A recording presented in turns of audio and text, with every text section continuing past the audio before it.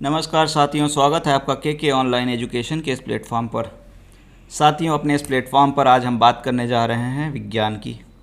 और विज्ञान में हम बात करेंगे पहले आज जीव विज्ञान की, जिसमें हम देखेंगे मानव पाचन तंत्र के विषय में कुछ बातें, और इससे भी जुड़े हुए क्वेश्चंस आते हैं एग्ज़ाम में, और उनको किस लेवल पे सॉल्व कर सकते हैं। बहुत हाई फाई क्वेश्चन नहीं होते, एक बेसिक से क्वेश्चंस होते हैं जिसको आप आराम से सॉल्व कर सकते हैं। तो आइए हम इससे जुड़े हुए जो क्वेश्चंस होते हैं, जो टॉपिक होते हैं, उनको हम देखते हैं। तो हम शुरू करते हैं अपना मानव पाचन तंत्र के विषय में अपना आज का टॉपिक। और फिर से आपका स्वागत है के ऑनलाइन एजुकेशन के इस प्लेटफॉर्म पर। और नेक्स्ट स्लाइड से हम चालू करते हैं अपना आज का टॉपिक। तो दोस्तों, आज हम बात करने जा रहे हैं मानव पाचन तंत्र की। ठीक है, तो अगर हम मानव पाचन तंत्र की बात करें तो इसमें हम दो बातों पर पहले फोकस करेंगे।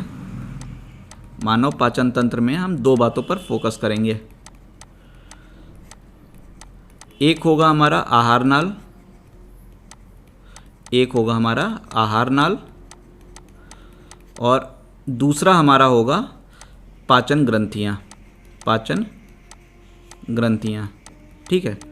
तो आइए हम शुरू करते हैं अपना आज का टॉपिक। यदि हम जैसे आहार नाल की बात करते हैं तो आहार नाल क्या होता है। यदि हम आहार नाल की बात करते हैं तो आहार नाल मुंह से लेकर गुदा तक की एक नलीनुमा संरचना होती है। मुंह से गुदा तक की एक नलीनुमा संरचना है। नलीनुमा संरचना है, ठीक है। और अगर हम बात करते हैं तो इसकी जो लंबाई है मनुष्य में क्या होती है, 8 से 10 मीटर तक होती है इसकी लंबाई। 8 से 10 मीटर तक होती है, बट ये थोड़ी सी मोड़ी ओड़ी रहती है इस तरीके से। लेकिन इस कारण से शरीर के आकार की तुलना में हम कहें तो शरीर के आकार की तुलना में ये छोटी होती है। शरीर के आकार की तुलना में छोटी होती है, ठीक है। चलिए आगे बढ़ते हैं। तो देखिए, जो शाकाहारी जीव होते हैं, शाकाहारी जीवों को पचाना पड़ता है सेल्यूलोज। और जो मांसाहारी जीव होते हैं, उनको पचाना पड़ता है प्रोटीन। ठीक है। और सेल्यूलोज को जो पचाना होता है वो थोड़ा सा, उसमें क्या लगता है, ज़्यादा समय लगता है। ठीक है, सेल्यूलोज को पचाने में ज़्यादा समय लगता है, ठीक। और ये सेल्यूलोज जो पचाने में ज़्यादा समय लगता है, तो इस कारण से इनका क्या होता है, जो आहार नाल इनमें होती है वो होती है बड़ी। जबकि प्रोटीन को पचाने में कम समय लगता है। और इससे आहार नाल क्या होती है, छोटी, ठीक है। और मानव का जो आहार नाल है वो है छोटा, और जो शो करता है कि मानव की प्रकृति क्या है, मांसाहारी प्रकृति का है, ठीक है। चलिए आगे बढ़ते हैं और नेक्स्ट स्लाइड में मूव कर जाते हैं। तो दोस्तों, अगर हम जब आहार नाल की पाचन तंत्र की बात कर रहे हैं तो हम सबसे पहले शुरू करते हैं दांतों से, ठीक है। सबसे पहले हम दांतों से शुरू कर रहे हैं क्योंकि हमको मुख में जाना है। और मुख में जब हम बात करें तो सबसे पहले हमको देखना है कि इसको, मुख में हम दो चीज़ों की बात करेंगे। आपके मुंह में क्या है भैया, दांत हैं और जिह्वा है आपकी, और जबान है। किसी की तेज़ होती है, किसी की धीमे होती है, लेकिन जबान होती सबकी है, ठीक है। तो चलिए देखते हैं, पहले हम दांतों की बात कर लेते हैं। तो दांत जो होते हैं, आप जानते ही हैं कि भाई बचपन में होते हैं तो दांत उसके बाद कुछ सालों बाद टूट जाते हैं, बच्चे बहुत रोते हैं, ठीक है। तो वही चीज़ है कि दांत अस्थाई भी होते हैं और स्थायी भी होते हैं। और जो अस्थाई होते हैं वो कौन से होते हैं, बच्चों के दांत को क्या कहते हैं आप, दूध के दांत ही तो कहते हैं ना। दूध के दांत हैं। बच्चे आजकल तो ऐसा हो गया है कि दूध के दांत टूटते नहीं और आईआईटी की तैयारी शुरू कर देते हैं। चलिए, स्थाई की बात अगर हम करते हैं तो इनकी संख्या जो होती है लगभग 32 ही होती है। थोड़ा चेंजेस होता है, 28 ही माना जाता है, बट चलिए ठीक है, 32 ऑफिशियल नंबर लीजिए। और इनकी जो संख्या होती है 20 होती है, इनकी जो संख्या होती है 20 होती है, और ये 14 से 15 वर्ष की आयु तक रहते हैं, 14 से 15 वर्ष तक, और ये उसके बाद में आते हैं 60 से 70 तक रहते हैं, ठीक है, और 70 साल के बाद में चले जाते हैं। वैसे अब तो बहुत जल्दी चले जाते हैं। चलिए आगे और बढ़ते हैं, आगे और बढ़ते हैं और दांतों के विषय में थोड़ी सी बातें करते हैं। तो अगर आपसे कहा जाए कि संरचना के आधार पर दांत कितने प्रकार के होते हैं, ठीक है, संरचना आधार पर दांतों के प्रकार, तो ये कितने प्रकार के होते हैं? 4 प्रकार के होते हैं, ठीक। अब 4 प्रकार के होते हैं तो आपसे फिर क्वेश्चन पूछ दिया कि कौन कौन से 4 प्रकार, तो आप बोलो इंसाइज़र, क्या बोलोगे? इंसाइज़र होता है। उसके बाद फिर बोलोगे आप केनाइन होता है, आप बोलोगे केनाइन होता है। फिर आप बोलोगे प्रीमोलर भी होता है, प्रीमोलर भी होता है और मोलर भी होता है। और इतना जैसे ही आपने बताया और बैग उठा के भागे खेलने के लिए, मास्टर साहब ने तुरंत पकड़ लिया गेट पर ही, और गेट पर पकड़ के बोला कि किस लिए यूज़ होता है ये भी बता के जाओ, नहीं तो नहीं जाने मिलेगा। तो आपने कहा कि जो इंसाइज़र होते हैं ये होते हैं सामने के दांत, ये होते हैं सामने के दांत। और किस लिए प्रयोग में आते हैं सामने के दांत? किस लिए करते हैं? आप सेब खाते हैं ना, तो सेब से सामने के दांत से क्या करते हैं? काटने के लिए। और किस बचपन में जब लड़ते रहोगे तो भी काटने के लिए प्रयोग करते रहोगे, तो काटने में सहायता करते हैं ये, ठीक है। बड़े होने पे मत काटिएगा। चलिए, और उसके बाद में अगर हम इनका शेप की जैसे हम बात करते हैं तो इस तरह से नॉर्मल शेप रहता है इनका, काटने में प्रयोग होता है, ठीक। उसके बाद में जो होता है दूसरा, फिर आप जैसे जाने के हुए बोले अच्छा ठीक है तुम जाओ हम दूसरे से पूछ लेंगे। दूसरे से पूछा बता तुम केनाइन के लिए बताओ क्या होता है ये, तो बोला कि जो केनाइन होता है वो लगभग इस तरीके का शेप का होता है, और ये जो होता है ये सिर्फ मांसाहारी जीवों में पाया जाता है, सिर्फ मांसाहारी जीवों में पाया जाता है, ठीक है, और शाकाहारी में नहीं होता। तो मास्टर साहब बोले तुम्हारे पास है, तो बोला हाँ मेरे पास में है, इसीलिए तो हम लोग मांसाहारी हैं। तो मानव जो है, मानव में ये पाया जाता है, इसीलिए ये भी शो करता है कि मानव की प्रकृति क्या है? मांसाहारी है, ठीक। चलिए तीसरा चलते हैं, प्रीमोलर और मोलर। तो उसी से लड़के से कहा उन्होंने कि लगे हाथ इसको भी बता दो यार।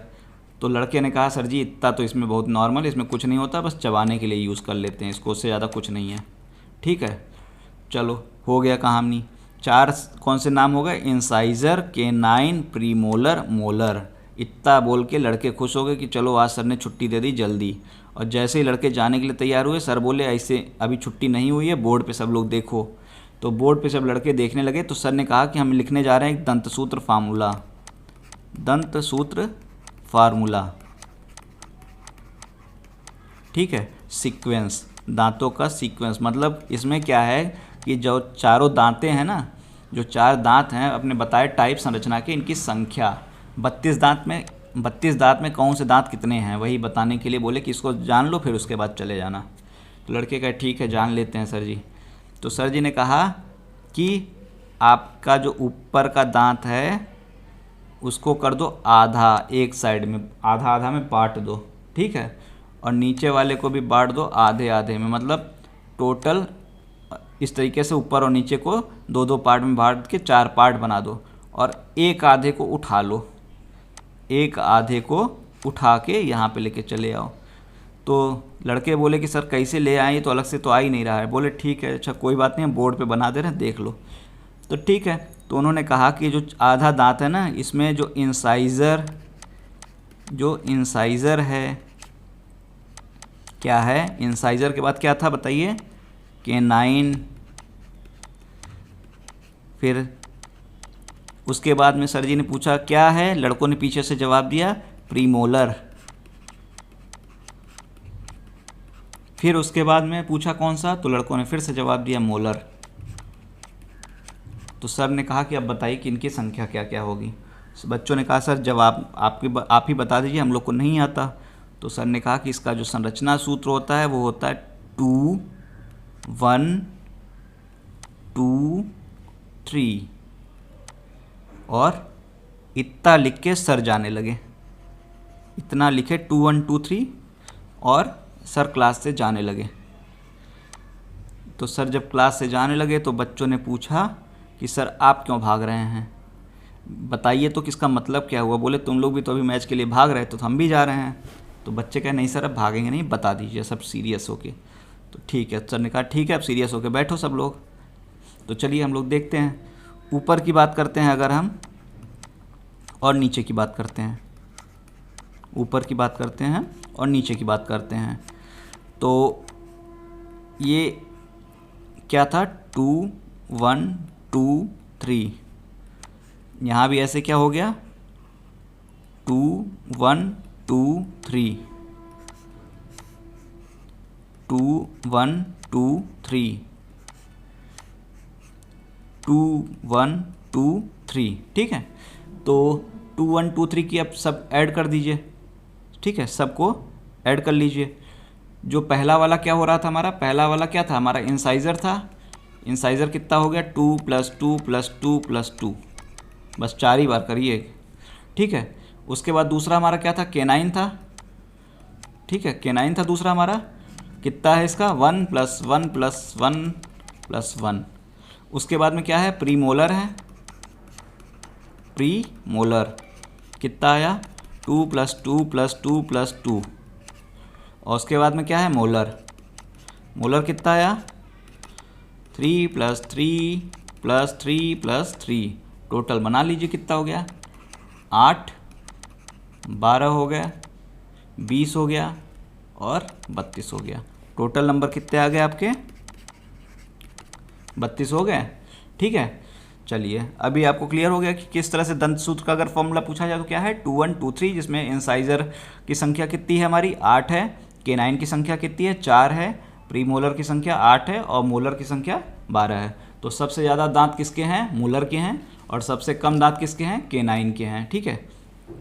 चलिए और वैसे अगर हम बात अभी हमने जैसे जो की थी तो ये एक्चुअल में तो ये 32 नहीं होता है 28 ही होता है। जो अंतिम के जो 4 दांत होते हैं उनको कहते हैं अक्ल दांत, इनको कहते हैं अक्ल दांत।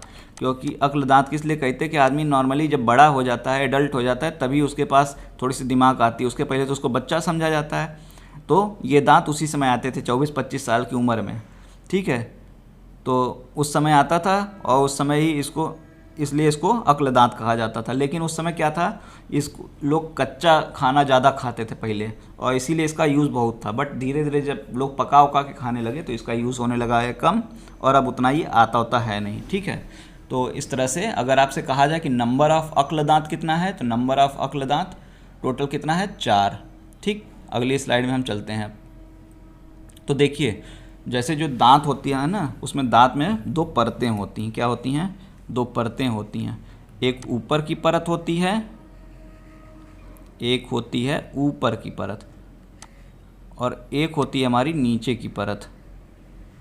जो ऊपर की परत ये होती है, जो ये ऊपरी परत होती है यह शरीर का सबसे कठोर पदार्थ का बना होता है, शरीर का सबसे कठोर पदार्थ। अब बताइए कौन सा, आपने नाम सुना होगा इनेमल, ठीक है इनेमल। और नीचे वाला जो होता है, नीचे वाला ये जो होता है ये होता है डेंटाइन की परत होती है, ये डेंटाइन की परत होती है। तो इस तरह से 2 परतें इसमें होती हैं, ठीक। और टीवी में ऐड अक्सर आप देखते होंगे, आदमी खाना खाने जा रहा होता है, मैडम एक पहुंच जाती हैं माइक लेके एकदम मुंह में डाल देती हैं और कहती हैं कि बताइए आपने खाने से पहले नमक, आपने ब्रश किया तो उसमें नमक था कि नहीं था, पूछती हैं कि नहीं पूछती हैं। तो जानते हैं कि नमक काहे के लिए पूछती हैं, हाँ देखिए क्या होता है कहानी। तो जो दांत होते हैं ना, जो दांत होते हैं वो ख़राब होते हैं एसिडिटी से, दांत ख़राब होते हैं एसिडिटी से, ठीक है। और अगर एसिडिटी बहुत ज़्यादा हो जाती है तो दांत ख़राब हो जाते हैं। तो उसको न्यूट्रलाइज़ करने के लिए क्या होता है बेस का यूज़ किया जाता है, उसको न्यूट्रलाइज़ करने के लिए क्या करते हैं बेस का यूज़ करते हैं। और इसीलिए पुराने ज़माने में क्या गाँवों में आज भी उनके दांत नहीं ख़राब होते हैं क्योंकि वो लोग क्या यूज़ करते हैं नीम की जो दातुन होती है वो यूज़ करते हैं। और नीम की दातुन आप करेंगे तो दांत आपके हमेशा मोतियों जैसे चमकते रहेंगे, ठीक है। तो नीम के पेड़ का जो होता है दातुन उसका वो लोग यूज़ करते हैं। ठीक, और इसमें क्योंकि इसमें होता है बेस और वो दांतों को सही बनाए रखता है। तो अगर और बात जैसे करें ना कि दांत का कभी एमआरआई भी नहीं होता है, क्योंकि इसमें जो जल की मात्रा होती है, जल की मात्रा कम होती है। जल की मात्रा कम होने से इसका एमआरआई संभव नहीं होता है, एमआरआई संभव नहीं होता है। ठीक है, और नेक्स्ट स्लाइड में चलते हैं, एक और चीज़ देखते हैं। अक्सर आप देखते होंगे कि रात के समय में क्या होता है कि चूहे अगर कमरे में बहुत हैं, टुक टुक टुक टुक ऐसे कट कट की आवाज़ आती रहती है ना, कुछ ना कुछ काटते रहते हैं, कभी सोफ़ा काट देते हैं, कभी कपड़ा काट देते हैं। तो काहे के लिए काटते हैं, आपने सोचा है कभी? देखिए क्या होता है कि जब हम खा रहे होते हैं ना, तो नॉर्मली क्या होता है कि दांतों की लंबाई नॉर्मल बढ़ती है, फिर बढ़ती है। तो जैसे कि सभी प्राणी जितने होते हैं उनमें क्या होता है कि दांतों की लंबाई तो बढ़ती है, बट रात के टाइम पे बढ़ती है, दिन के टाइम में नॉर्मल रहती है। लोग खाते पीते हैं तो घिस के नॉर्मल भी हो जाती है। ठीक है, लेकिन चूहे व खरगोश में क्या होता है, दिन रात दोनों में बढ़ती रहती है। और दांत अगर चूहे और खरगोश में क्या होता है, दिन रात दोनों बढ़ती रहती है। तो अगर दिन रात दोनों बढ़ती रहेगी तो पता चला जितना बड़ा शरीर नहीं है उतना बड़ा तो दांत हो गया है, जितना बड़ा शरीर नहीं उतना बड़ा दांत। तो दांत हमेशा वो इसीलिए कुतरते रहते कि उनका दांत जो है एक प्रॉपर शेप में बना रहे, उनके शरीर से ज़्यादा बड़ा ना हो जाए। इसीलिए हमेशा क्या करते हैं, ये चीज़ों को कुतरते रहते हैं। और ये जो इनका जो दांत होता है ना, वो इंसाइज़र के कारण ऐसा होता है। इंसाइज़र में ही ऐसी कहानी होती है। ठीक है, इंसाइज़र में ही ऐसा होता है। और ये जो दांत होते हैं ना, जो चूहे व खरगोश हमेशा काटते रहते हैं, उसका रीज़न यही होता है कि इनके दांत हमेशा बढ़ते रहते हैं। और ये वाले जो इनके दांत होते हैं उसको कहते हैं रोडेंट। इनके जो दांत ये वाले होते हैं रोडेंट। इसी तरह से हाथी का जो हाथी वाला दांत होता है वह भी इंसाइज़र ही होता है। हाथी का जो बड़ा वाला बाहर से निकला हाथी दांत होता है ना, वह भी इंसाइज़र ही है, हाथी वाला भी। हाथी मेरे साथी। चलिए आगे बढ़ते हैं, हम आगे बढ़ते हैं दांतों के विषय में। इससे ज़्यादा तो बताने की आवश्यकता है नहीं, ना जानने की ज़रूरत है। ठीक है, इतने में तो आपके सारे क्वेश्चन हो जाने चाहिए दांत से जुड़े हुए। ठीक, अब थोड़ी सी ज़बान की बात कर लेते हैं। अभी हम थोड़ी सी ज़बान की बात करते हैं। तो देखिए, ज़बान जो होती है ये बनी होती है मांसपेशियों की। किसकी बनी होती है? मांसपेशियों की। और इसमें जो होती हैं स्वाद कणिकाएँ होती हैं। क्या होती हैं? स्वाद कणिकाएँ। टेस्ट उन्हीं से आता है, स्वाद कणिकाएँ होती हैं, उन्हीं से टेस्ट आता है। ये मान लीजिए ज़बान है, बहुत अच्छी ज़बान नहीं है। ठीक है, और ये होते हैं इसमें लिम्फॉइड टिश्यू।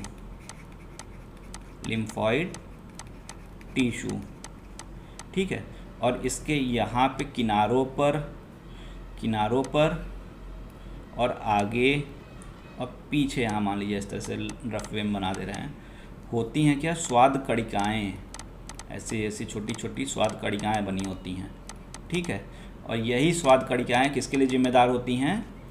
ये स्वाद कणिकाएँ जब जिम्मेदार होती हैं आपके लिए टेस्ट के लिए। स्वाद कणिकाएँ जो होती हैं आपको स्वाद देती हैं। ठीक है, क्या देती हैं? टेस्ट और स्वाद देती हैं। जैसे आप कहीं जाते हैं और वहीं आपको खिला दिया जाता है करेले की सब्ज़ी। आप मना भी, मान लीजिए ऐसी जगह हैं जहाँ पे करेले की सब्ज़ी खिला दी जाए और आप मना भी ना कर पाएँ, तो करेले का जो टेस्ट आता है वो आपको आता है कैसा? कड़वा कड़वा आता है ना। और काफ़ी लोगों को बहुत पसंद भी आता है। तो कड़वा टेस्ट जो आता है वो यहाँ से आता है, पीछे वाले स्वाद कणिकाओं से। कड़वा वाला यहाँ से आता है। ठीक है, और उसके बाद में मीठा कहाँ से आता है? ठीक, मीठा कहाँ से आता है? आइसक्रीम खाते हैं ना, जस्ट आगे वाला ही निकालते हैं, ठंडा बिल्कुल कूल आगे वाले से निकाल के एकदम चख लेते हैं। तो ये वाला जो होता है ये मीठा टेस्ट देता है, ये वाला मीठा टेस्ट देता है। और ये वाले साइड वाले जो होते हैं ये दे देते हैं क्या? नमकीन टेस्ट। ये देते हैं नमकीन टेस्ट। ठीक है, और ये जो क्या बोलते हैं, लिम्फॉइड टिश्यू जो होते हैं यहाँ WBC बनते हैं। क्या बनते हैं? WBC। ये सब आगे देखेंगे WBC वगैरह क्या होता है। तो कुल मिला के अगर हम कहें जबान के विषय में, तो जबान मांसपेशियों से बनी संरचना है। क्या है? मांसपेशियों से बनी संरचना है। संरचना है, ठीक है। और सामान्यतः अगला हिस्सा जो होता है सब अगला वो मीठे स्वाद के लिए, पिछला कड़वे,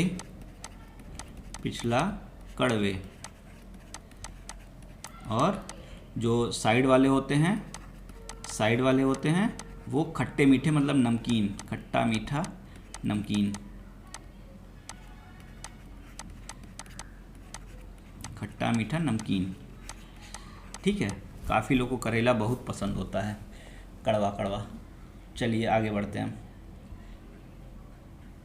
अच्छा, जबान में ही एक और चीज़ देखिए, अक्सर आपने देखा होगा गिरगिट और सांप जो होते हैं वो अपनी जबान को बाहर फेंकते रहते हैं ना, वो अपनी जबान को ऐसे बाहर फेंकते रहते हैं। तो ऐसा इसलिए कर पाते हैं कि उनका जो जबान होता है वो आगे से बंधा रहता है, वो पीछे ले जाते हैं फिर ऐसे उड़ा देते हैं इसको, जबकि हम लोग का क्या रहता है कि पीछे से बंधा रहता है, इसलिए हम फेंक नहीं पाते हैं। ठीक, अगली स्लाइड में चलते हैं और कुछ और बात करते हैं। एक पार्ट होता है यूला का, शरीर में ही, ऊपर में ही, यूला, ठीक है। हो स्पेलिंग गड़बड़ हो जा रही है इसकी, UVULA, अजीब सी स्पेलिंग है, यूला, ठीक। तो ये क्या करता है? भोजन को डायरेक्शन देता है। क्या करता है? भोजन को डायरेक्शन देता है, दिशा देता है। भोजन को कहता है तुम यहाँ से जाओ, को दिशा देता है। चलिए आगे बढ़ते हैं। और क्या होता है कि कभी कभी ये यूरोपीय देशों में हो जाता है डाइवोर्स का कारण, अभी यूरोपीय देश में डाइवोर्स का कारण बन जाता है। और जानते हैं वहाँ पे खर्राटे पे भी डाइवोर्स दे दिया जाता है, तो वही खर्राटे का ये कारण बनता है। हमारे यहाँ तो खर्राटा ले तो कहते हैं कि बहुत गहरी नींद में आ रहा है, वहाँ पे डाइवोर्स ले लेते हैं। तो खर्राटा सही में गहरी नींद पे ही आता है, ठीक है।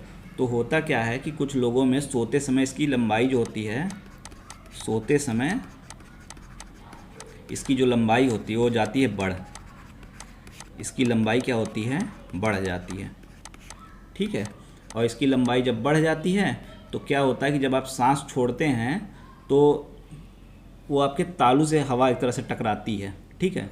और उससे क्या निकलती है? एक ध्वनि निकलती है, और यही ध्वनि जो होती है वो होती है खर्राटे, वो खर्राटे की ध्वनि होती है। और नॉर्मली तभी होता है जब आप बहुत गहरी नींद में होते हैं। तो सही बात है कि जब कोई खर्राटा ले रहा हो तब तो उसको जगाइए ही मत, सोने दीजिए। सोते समय किसी को डिस्टर्ब नहीं करना चाहिए, नींद पूरी रहेगी तो आदमी एकदम स्वस्थ रहेगा। चलिए आगे बढ़ते हैं। लेकिन एग्ज़ाम के टाइम पे, पेपर के टाइम पे नहीं सोना चाहिए। चलिए ठीक। उसके बाद में एक हमारा और पार्ट आता है डायफ्राम।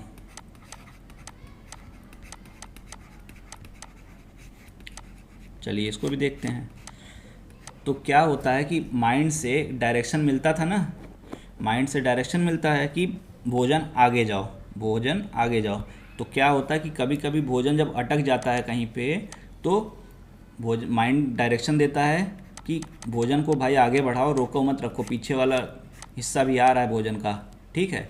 तो माइंड डायरेक्शन देता है, और जब माइंड डायरेक्शन देता है तो ये डायफ्राम जो होता है ऊपर नीचे तेज़ी से होता है, तेज़ी से ऊपर नीचे होता है, ऊपर नीचे होता है। और इससे क्या होता है? हिचकी आती है आपको। क्या आती है आपको? हिचकी आती है। जो हिचकी आती है इसी से आती है, जब ये ऊपर नीचे हो रहा होता है, और खाना आपका तुरंत चला जाता है नीचे, ठीक है। तो हिचकी का कारण इसी का मूवमेंट है। इसका मूवमेंट जो है आपका किसका कारण है? इसका मूवमेंट आपका हिचकी का कारण है, ठीक है। चलिए आगे बढ़ते हैं। उसके बाद एक होती है ग्रास नली, एक होती है ग्रास नली। किसी बायो की किताब में सब फोटो देख लीजिएगा एक साथ में, बनाना यहाँ पे संभव नहीं है, ठीक है। तो एक होती है ग्रास नली, तो यह भी मांसपेशियों से ही बनी संरचना है, मांसपेशियों से बनी संरचना है।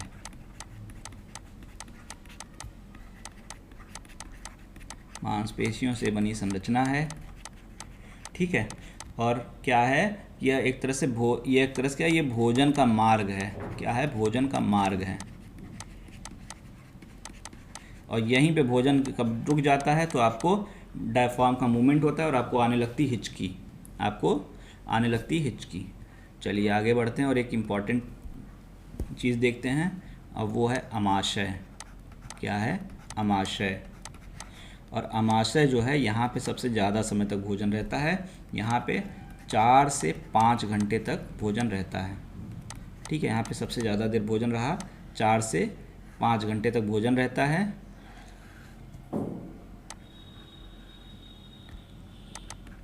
इस तरीके से बना दीजिए। देखिए इसमें क्या होता है, अमाशय में, अमाशय की दीवार जो होती है वहाँ पे होता है कंसनट्रेटेड HCl, कंसनट्रेटेड HCl होता है। और इसका काम क्या होता है, जब आप भोजन लेते हैं तो उसमें जो बैक्टीरिया वगैरह आ जाते हैं, ये जो बैक्टीरिया वगैरह आ जाते हैं तो उसको क्या करता है, ये कंसनट्रेटेड HCl इनको मार देता है, इसको मार देता है, मार देता है मतलब इनको नष्ट कर देता है। ठीक है, लेकिन इससे आपका अमाशय सुरक्षित रहता है। ठीक है, इसमें आप क्या होता है, आपका अमाशय जो होता है वो सुरक्षित रहता है, क्योंकि यहाँ पे भले आपका कंसनट्रेटेड HCl भरा हुआ है, यहाँ पे आपका भले कंसनट्रेटेड HCl भरा हुआ है, लेकिन ये जो वाला परत दिख रहा है ना, ये वाला, ये एक म्यूकस की परत होती है। किसकी परत होती है, म्यूकस की, एक तरह से प्रोटीन होता है ये। ठीक है, ये जो परत होती है इस कंसनट्रेटेड HCl से अमाशय की रक्षा करती है। ये कंसनट्रेटेड HCl से अमाशय की रक्षा करती है। ठीक है, तो अमाशय में अगर अत्यधिक सांद्रित HCl होता है जो बैक्टीरिया से क्या करता है, सुरक्षा करता है। और कई बार आपने देखा होगा कि लोग ऑपरेशन कराते हैं मोटापा कम करने के लिए। तो मोटापा कम करने के लिए जो ऑपरेशन कराते हैं इसको क्या बोलते हैं, बेरियाट्रिक सर्जरी बोलते हैं ना, ऐसे कुछ बेरियाट्रिक सर्जरी शायद बोलते हैं। ठीक, तो ये जो सर्जरी होता है इसमें क्या करते हैं, अमाशय का आकार ही छोटा कर देते हैं, ना रहेगा बांस ना बजेगी बांसुरी। तो अमाशय का आकार छोटा कर दिया, ज़्यादा भोजन अंदर जाएगा ही नहीं, मोटा आदमी पतला, आकार छोटा। ठीक है, चलिए ये भी हो गया। और जो जीव जो होते हैं सेलुलोज पचाते हैं, जो जीव सेलुलोज पचाते हैं उनमें जो होता है 4 कक्षों का अमाशय होता है, 4 कक्षों का अमाशय होता है। और अगर इस अमाशय में बार बार एसिडिटी की समस्या हो, अगर इस अमाशय में बार बार एसिडिटी की समस्या हो तो हो जाता है घाव, जिसे कहते हैं अल्सर, जिसे कहते हैं अल्सर। तो पेटों में अगर बार बार आपको एसिडिटी हो रही है तो उससे पेट में आपके अमाशय में आपके घाव बनने लगता है। ठीक है, चलिए आगे बढ़ते हैं, आगे बढ़ते हैं और पहुंचते हैं हम छोटी आंत पे। कहाँ पहुंचते हैं हम, छोटी आंत पे। तो जब हम छोटी आंत पे जाते हैं, जब हम छोटी आंत पे चले जाते हैं तो क्या होता है, आइए देख लेते हैं। तो जब हम छोटी आंत पे जाते हैं ना, तो ये जो होती है तीन संरचना 3 तरीके से बनी है, 3 संरचनाओं से मिलकर बनती है, ड्वेडनम, जेजनम, इलियम। और ये इसी क्रम में रहते हैं, इनका मतलब अगर हम साइज के हिसाब से देखें तो ये नीचे वाला जो होता है सबसे बड़ा रहता है। ठीक है, DJI सबसे बड़ा। ठीक है, और अगर हम बात करें तो ये छोटी आंत जो होती है ये आपकी आहार तंत्र और पाचन तंत्र की सबसे बड़ी संरचना है। आहार तंत्र, पाचन तंत्र की सबसे बड़ी संरचना अगर आपसे पूछी जाए कौन सी, तो आप बोलेंगे छोटी आंत। फिर पीछे से एक लड़का बैठा था, बोला सर छोटी क्यों, फिर जब सबसे बड़ा संरचना तो छोटी क्यों, तो सबसे बड़ी संरचना होते हुए छोटी इसलिए क्योंकि इसका जो डाया होता है वो होता है कम, व्यास कम होता है इसका, और व्यास कम होने के कारण इसको कहते हैं छोटी आंत। तो मतलब बड़ी आंत में क्या हो जाएगा, उसमें क्या हो जाता है, डाया अधिक हो जाता है। तो छोटी आंत सब शरीर की इसकी सबसे बड़ी संरचना, आहार तंत्र और पाचन तंत्र की सबसे बड़ी संरचना है। चलिए आगे बढ़ जाते हैं हम लोग, थोड़ा सा इसके विषय में भी जान लेते हैं। तो ये कह सकते हैं कि पाचन प्रक्रिया का अंतिम अंग है, कह सकते हैं आप। ठीक है, और यहाँ पर आपका क्या बोलते हैं, मिनरल और वाटर, खनिज और पानी को छोड़ के सब कुछ यहाँ पे आपका एब्जॉर्ब हो जाता है। मिनरल और वाटर को छोड़कर आपका जो पोषक तत्व वगैरह होता है, वो पोषक तत्व वगैरह यहाँ पर जितने होते हैं भोजन के, वो यहाँ एब्जॉर्ब हो जाते हैं। वो एब्जॉर्ब साथ साथ में लिखते चलिएगा, ठीक है। पोषक तत्व हो जाते हैं क्या, एब्जॉर्ब हो जाते हैं, ठीक। और ऐसा एक यहाँ पे एक संरचना पाई जाती है इस तरीके से, एकदम मुड़ी इसी का लेयर भी कर दीजिए, ठीक है। तो इसको कहते हैं सूक्ष्माकुर। क्या कहते हैं, सूक्ष्माकुर, ठीक है। इससे क्या होता है, इस सरफेस एरिया बढ़ जाता है, ठीक है। सरफेस एरिया बढ़ जाता है, ज़्यादा भोजन टाइम तक इसमें रह जाता है। ये एक तरह से इसमें क्या होता है, इनर फोल्डिंग वगैरह बनी रहती हैं। तो छोटी आंत में आपका जितने पोषक तत्व वगैरह होते हैं सबका एक तरह से पाचन हो जाता है, खनिज और वाटर को छोड़ के।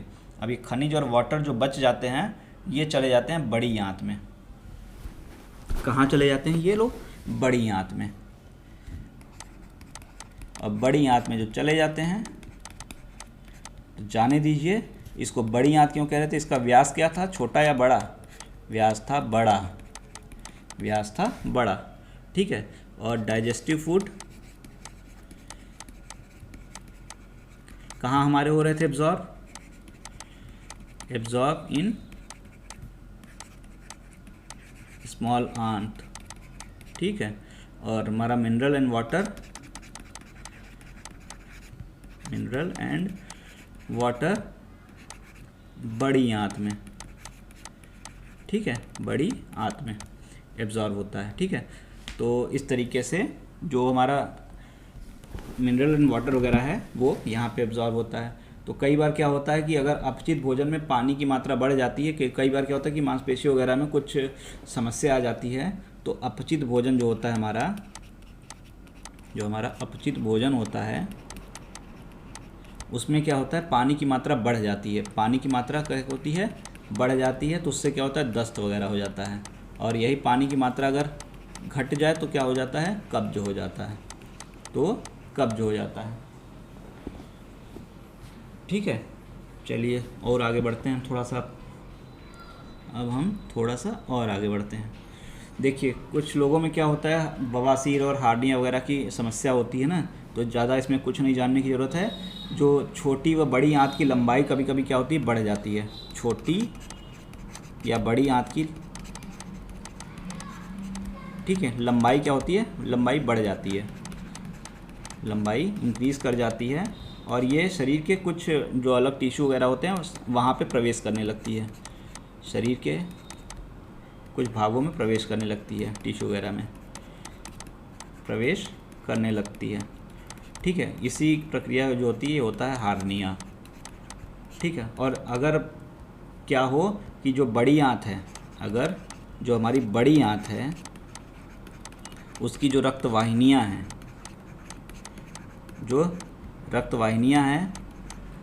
उनका अगर लेंथ बढ़ जा रहा है, लेंथ इंक्रीज़ कर जा रहा है, तो आपको पाइल्स की समस्या होती है, हो जाती है। इससे ब्लड वगैरह आता है, आप जानते ही हैं, ठीक है।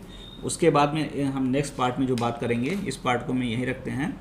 नेक्स्ट पार्ट में हम बात करेंगे पाचन ग्रंथियों की बात करेंगे कि कहाँ पे अमाशय में क्या चीज़ का पाचन होता है, छोटी आंत में किस चीज़ का पाचन होता है, इंसुलिन क्या होता है, पित्तरस क्या होता है, इन सारी चीज़ों पे हम नेक्स्ट पार्ट में बात करेंगे। आज इतने पे रोकते हैं। Thank you.